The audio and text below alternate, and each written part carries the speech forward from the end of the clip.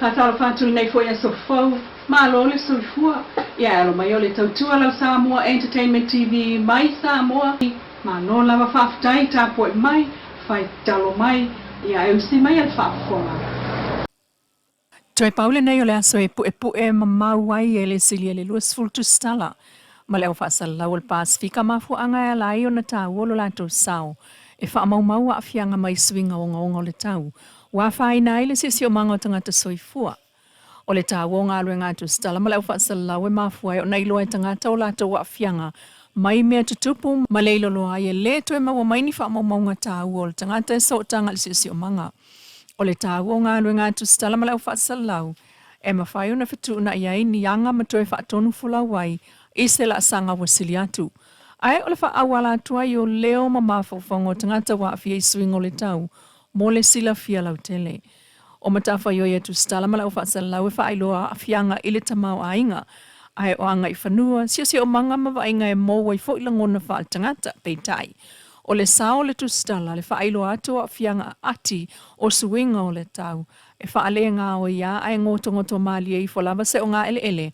Ona o le si o le suasami, ma o ona le alititai ona o ngā ruenga whaatino i lau whanua, e avatu e vaitafe, ai ole o ona fo i le suatimu, talu kasa o ona mai whalenga o si oloa, a mālo te tele le lalulangi.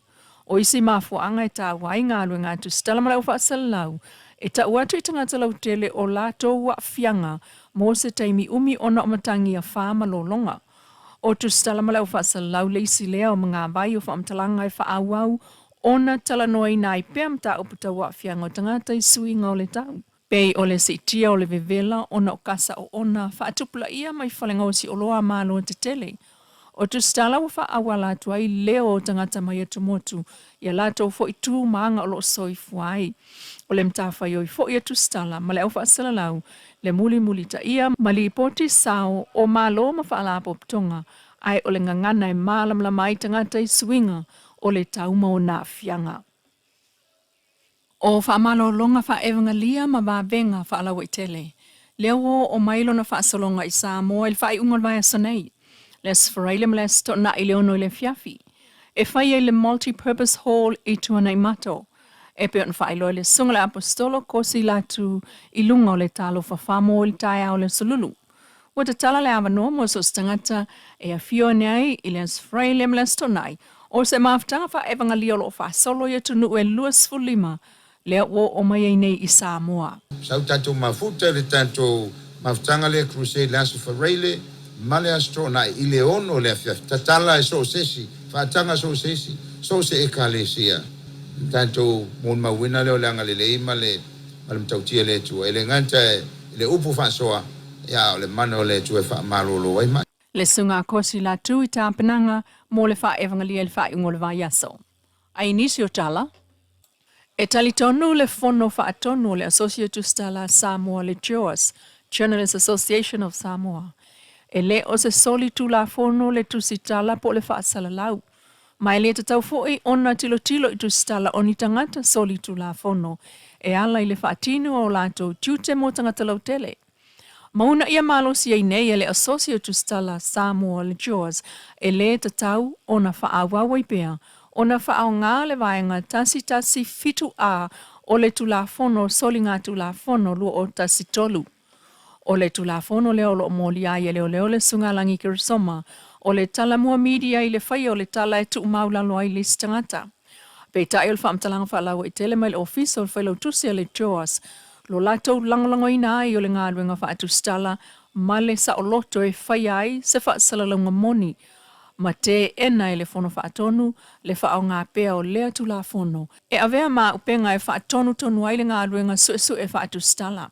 Mai wauna ia fo i le fono whaatonu tu stala Samoa le mālo.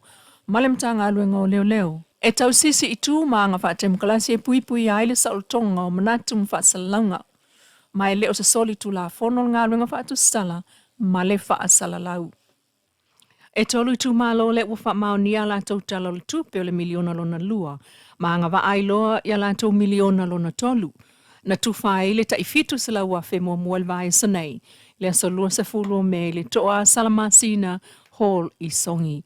Oi tō malo e au fiai whaasalele anga tolu, mai maunga lua, masanga ngā mua mwhailoa. Tili sui mtanga luengo tinam tamaitai, o ngā whamaltuftu whaino miliona. Fitu se lau whawhi vai ngā tupe o le whamtu mua, e o le tonu se lau una sfuru whawhi tātou whangaioinga lo fisa, ia whapea whola ma lima se lau whasfuru whawhi, ia mō ploketi o atina tātou tu malo, ia o le vai ngā tupe mua na a mahe alwhau ngā ina, ia ona tuina mai foi leo tātou report se whaunga ina o lima se lau whasfuru whawhi, ia ona whamtu o leo tātou tōru se lau whawhi mulmuli, ia mai ai leo tātou miliona o lona tolu.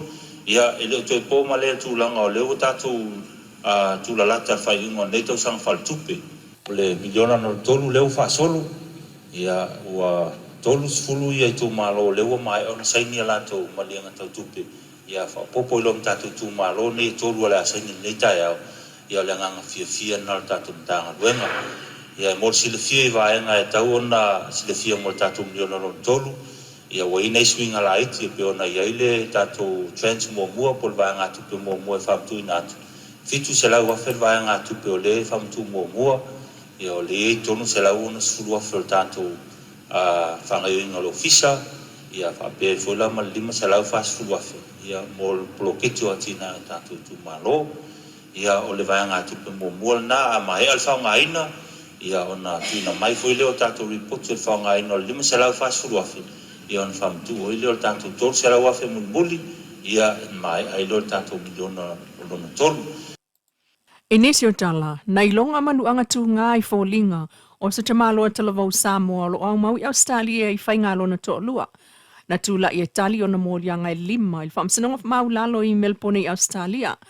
O le na manua o se tamai tolu lua tau sanga, o le mōli mau o le tina na mōlia.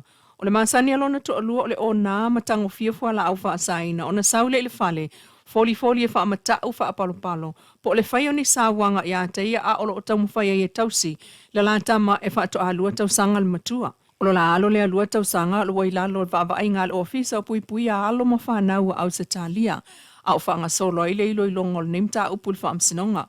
O manuanga tu ngā o le tamalo talavau Samoa lea, o se ngā o inga na tā ua le tina, na wha amo alona toi, whasia ai o lona lava to a lua, se i tā ua tu ia i le tamalo o le fia whasia wā, e loa fo e whawhine, o na tūla i e pui a la taua ia tau, ai mai se lava mai tamalo loa sa wā e fia whai to a lua, ai lei loa o na wa aile leo la tau tai to a lua. Malaysia tu e muli a e se tali mai a leo se whaalavelave, ma taunu uatu se nofuanga o tupoil whaalavelave a ua mawhatia tina i sa wanga mai lei tupa malosi. Ilo mol whaamsinonga i vito lia na tō laulawa i leam ta upun tangi tautala il tina Samoa, ma whaailoa il whaamsinonga o le tele o taimi e sa wai na i e lon tō lua, a o iei lan tama lea lai titi, sa whainga tā o na wawe whaia sana ngā o inga ona, o le alofa ilan tama, pei ta ila fiafi na ia toe wha o li mai i lona to lua. Sa moela na tama i le potu, sauloa i le umukuka, uatu le naifi masavali loa i le fale ta avale, o le awha i lona to lua. O le vai mai o le tamaloa i lona savali atu ma le naifi, na oso mai ai wala ta wivi ma pa u ese ai le naifi, na pa u i lalo le tamaloa i le ovo le ona, ma mawai loa lona avanoa e matua i wha amo ai ini manua i fōlinga o lona to lua, ma whāna wai mōrianga e lima e peon tōlau lawina. Na iyo e ina e le tinao na mōrianga uma e lima ma whailoa e le fionga e le whaamsino e tatau ona whale pui le tina i tutono le tolu tau sanga. Pei tai ona ole le leo li poti mai ana fō mai o polo kalama fautua na whaia mai ua tau tino fō il tina i lona salamo ma lona le to e whaia o se wha o lima i lona to alua. Ma whaia ai le whaamsino le unga o le nofo vava ai ai leono ma sina. Ma ia awalava na i toi lipoti atu ni isi soli tu la fono. Lau Samoa Entertainment TV malana tautua mai Samoa le nei fo iaso, whapopunga le aso atai au.